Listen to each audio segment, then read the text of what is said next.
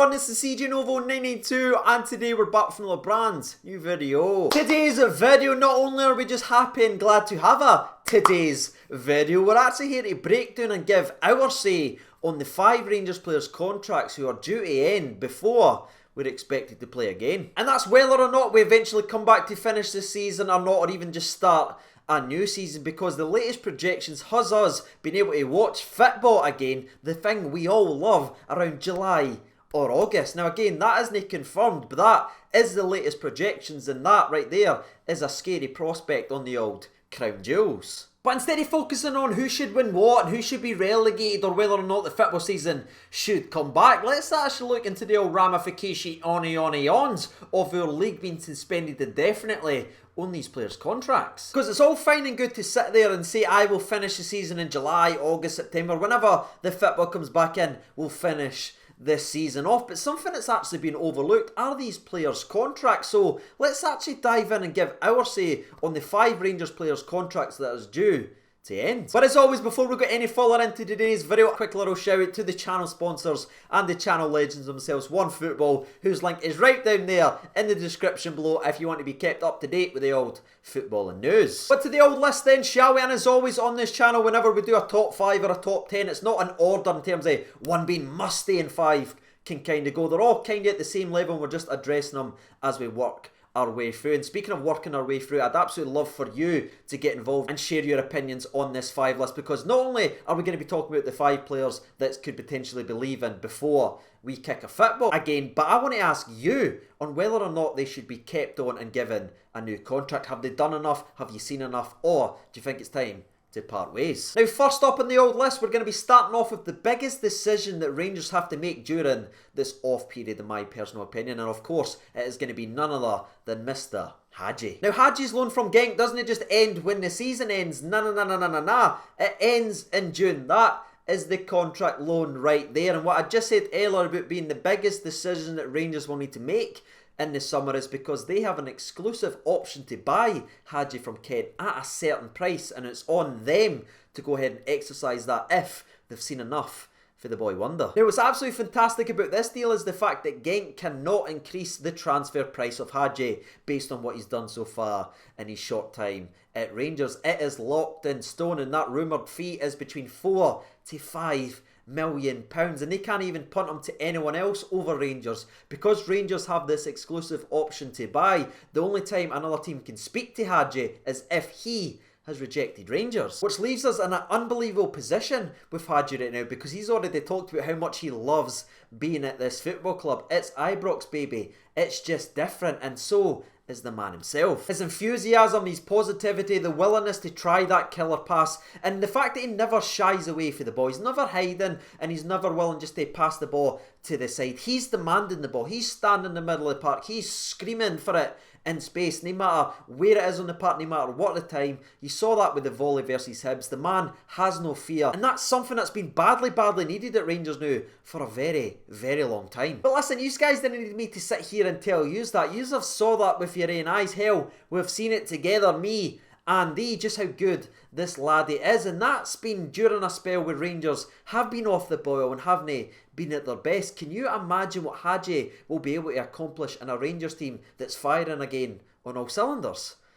Oofed. So what do you think about the first one on our list? Should we keep him or should we let him go back to Genk and move on, whether it is to a new season or whether it is to finish the season without him? Let me know your thoughts and opinions on that. For me, I'm going to keep this one short and sweet. It's 100% keep the laddie at this football club. He is special and he's already so talented at that age, and he's only going to get better, ladies and gentlemen. And thinking about that is a scary prospect, and from a business point of view, he's only going to be worth a hell of a lot more going forward as well. Next up, we have another loanee at the football club who's expected to return to his parent club in June, and that is none other than Flo, the game changer, Kamberi. And you know, son, I actually feel really bad for the big lad, especially if this, what's going on with the world right now, cost this man a move to Rangers, because he was certainly doing his part on the park to try and earn the right to come here and wear this badge on his chest. But as it stands right now, he is returning back to Hibs without kicking another ball for Rangers. And if you saw his interview with Rangers TV, you'll know that is not a good environment for him to be at, because honestly it got to the stage during his Rangers TV interview I went, he's one mere question away for calling that lot spoonburners. Honestly, I've never seen anything like it. But the big man didn't just talk the talk when he signed for Rangers, he's walked the walk, and as we've already mentioned, he was another one. It was a bright spark and a bleak spell for Rangers since we came back for the winter break. Every single minute he was on the park for Rangers, he really made his presence felt, and that nickname I gave him, the game changer, isn't one I've just thrown about, ladies and gentlemen. I gave him that because that is what he did. He's big, he's powerful, but he's not cumbersome, he's not tripping over the ball. Ball's only just bouncing off him because he's got a terrible first touch. He's so skillful with the ball, and one of the most underrated aspects of this man's game is his ability to bring others into play. And that right there added a completely different dimension to this Rangers attack, and it wasn't just in our league he was able to adjust. No, you think about it, away versus Braga with the slim advantage we had, he went up there leading the line with Morelos suspended, and he stuck to the task. He worked his arse off. He got so much praise from Gerrard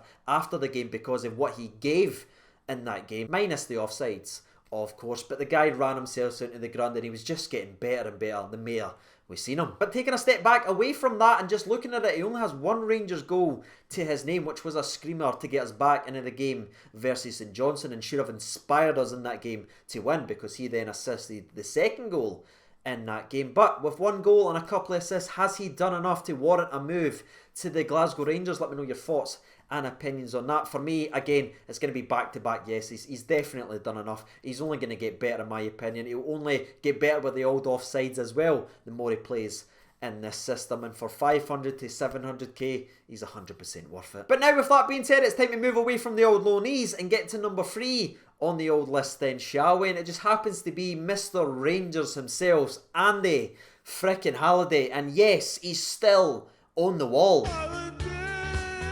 Now, all joking and that aside, Andy Halliday was a very important transitional player for Rangers, taking us to where we were to where we wanted to be. Heart, desire and commitment, everything you could ever want for a player, the man's got them in spades. But this season right here, he's been really relegated to the old reserve role. However, it's got to be said, whenever that man was called upon for suspensions or injuries, he stepped up, worked his arse off and never sulked once. But with the sharp decline in appearances this season compared to the first season under Steven Gerrard, I think the writing was unfortunately on the wall alongside the man over there, and I think his time may be up. However, what I will say is, with BB constantly linked with this move and this move in the summer, and the fact that the other player that covers in the fullback role is also on this list, I genuinely wouldn't be surprised to see Andy Halliday given another year's contract to provide backup in the fullback role. But again, just to confirm, unfortunately, I do think this is Andy Halliday's last season at Rangers. Moving over to number 4, speaking of the old fullback that's also on this list, that is where we're going to next, and it's none other than Flanny Alves. And you know, son, it's really weird to talk about John Flanagan, because the same time last year,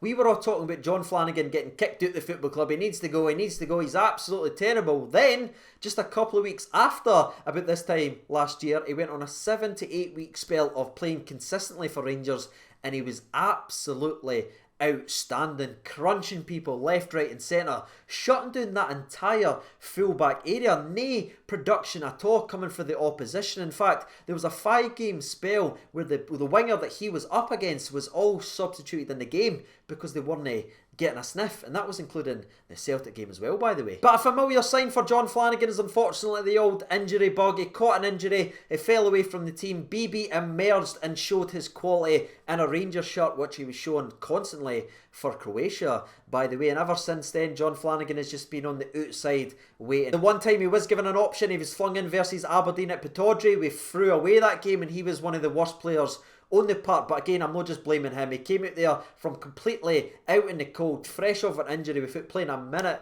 for Rangers, and we start him up at Aberdeen. It was never ever going to go right for John Flanagan, but since then, not been able to get anywhere near the starting squad, and with the fact that a couple of English clubs are apparently interested in taking John Flanagan on a free transfer at the end of the season, I think this one is one for sure we can say he will be gone in the summer. And to finish up then, shall we, let's go to number 5, and it's going to be none other than Big Fods. And I've said it once and I'll say it again, but I still really rate this laddie as a goalkeeper, and I know for a fact I'm going to get slaughtered down in the comment section. I always do by certain people whenever I say that I rate Fods, but I look at Foderingham as being a goalkeeper, a very good goalkeeper at Rangers, that had to sit behind some of the worst centre-back partnerships I have ever seen in a Rangers shirt. And yes, I am talking about Division 3, ladies and gentlemen. I'd still challenge that to some of the defences we had around about this time when Foderingham was the starter. Honestly, it got to the stage like his defences were pretty much the automated doors at supermarkets. Whenever anybody went to clear them, they'd just open up and they'd have a free shot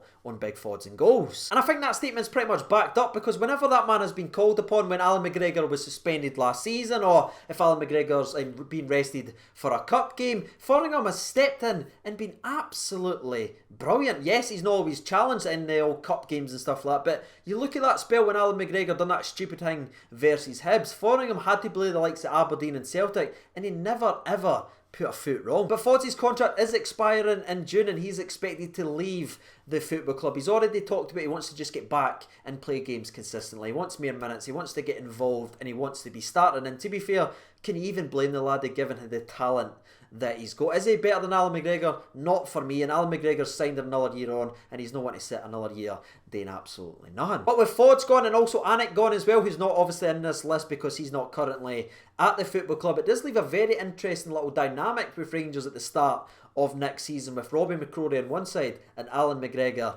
on the other. But just to confirm, I'm expecting Foderingham to definitely leave the football club. It wouldn't be my choice. I'd still like to have him there just in case anything, God forbid, touchwood, happens to Alan McGregor, but he's going to be moving on now, and that leaves an opportunity for young McCrory. But with all that being said, that's us officially done and dusted with today's video. That is the 5 players currently at this football club that we may not see play another minute for Rangers Football Club. So what's your thoughts and opinions? If you haven't done so already, get involved. And as always, I've been CJ Nova92. Thank you so much for watching, and bye.